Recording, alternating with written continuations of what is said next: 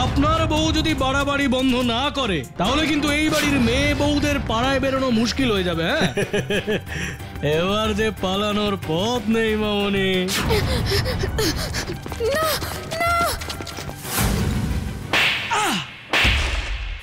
মালিনী কি করেছে? কি করেছে? কি হয়েছে রে বড় খোকা? এখনো কিছু হয়নি মাসিমা, কিন্তু বাড়ির বউকে যদি বাড়িতে আটকে রাখতে না পারেন তাহলে কিন্তু কপালে অনেক দুঃখ আছে। এই শুনুন, আপনারা কিন্তু অনেকক্ষণ ধরে এখানে। ভালো মুখে বলছি, ভালো লাগছে না তাই না? হ্যাঁ, এবার যদি বাড়ির মেয়ে সন্ধ্যেবেলায় বাড়িতে না ফেরে তখন এই হম্বি দম্বি থাকবে তো? হ্যাঁ বাবা মৈনাক, ওরা এসব কি বলছে বাবা? তোর বউ কি করে এসেছে আবার? আমি আপনার কনসার্নটা বুঝতে পারছি, কিন্তু এসব ক্ষেত্রে ভিকটিম যদি নিজে এসে অভিযোগ না করে তাহলে আমাদের তরফ থেকে বিশেষ কিছু করার থাকে না। কিন্তু কি মুশকিল, আমি তো প্রত্যক্ষদর্শী, আমি তো বলছি আপনাকে।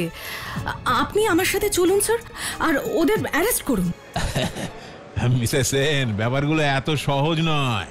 র্যান্ডম কোনো অভিযোগের ভিত্তিতে শুধুমাত্র মুখের কথায় আমরা কাউকে অ্যারেস্ট করতে পারি না। ও আচ্ছা, তার মানে যতক্ষণ না কোনো মেয়ের সাথে কোনো অঘটন ঘটবে ততক্ষণ আপনারা কোনো স্টেপ নেবেন না, তাই তো? এই আপনাদের মতন প্রশাসকরা যদি আইনের ফাঁক ফোকরে সাহায্য নিয়ে নিজেদের নাগরিক দায়িত্বকে এড়িয়ে না যেতেন তাহলে বছর বছর প্রতিবাদী মিছিলে মোমবাতি জ্বলতো না। মোমবাতি জ্বলতো শুধু দীপাবলিতে। ম্যাডাম, আপনি কিন্তু বাড়াবাড়ি করছেন, বেশি করলে কিন্তু। কি করবেন? আমায় অ্যারেস্ট করবেন? নিশ্চয়ই। কটা সত্যি কথা বললে আপনারা থ্রেটেন ফিল করেন, আর তাই তুমি আগ বাড়িয়ে ঝাঁপিয়ে পড়ে ওই গুন্ডাটার সাথে লড়তে গেলে, তাই তো? কেন?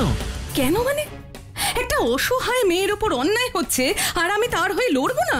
দুনিয়া শুদ্ধ সব অন্যায়ের প্রতিবাদ করার দায় কি তোমার একার? আর তোমার এই প্রতিবাদ খেলায় যদি আমাদের বাড়ির কোনো ক্ষতি হয়ে যায় তখন তার ক্ষতিপূরণ কি করে দেবে? একটা বাচ্চা মেয়ের পাশে দাঁড়ানোকে তুমি খেলা বলছো মৈনাক? আজ এই দুর্ঘটনাটা তো আমার সাথেও ঘটতে পারতো। আজকালকার মেয়েগুলোর পোশাক আশাক দেখেছো? ওরকম পোশাক আশাক দেখলে পুরুষ মানুষের মাথা ঠিক থাকে? দেখো, সেরকমই কিছু হয়তো হয়েছে। আমি আপনাদের কথা শুনে অবাক হয়ে যাচ্ছি মা। যে ছেলেটা আসল দোষী তাকে ভয় পেয়ে একটা বাচ্চা মেয়ের মান সম্মান নিয়ে প্রশ্ন তুলছেন, তাও সেই মেয়েটার আসল পরিচয় আপনারা জানেনই না। দরকার পড়লে আমি পুলিশে যাব। কি? তোমার এত আসপর্দা যে তুমি এখন একা একা থানা পুলিশ করবে? এই দেখো মালিনী, এই মেয়ে মানুষের মতো থাকো, বুঝেছো? এই ছেলেদের সাথে সমানে সমানে টক্কর দিতে যেও না। টক্কর দেবই।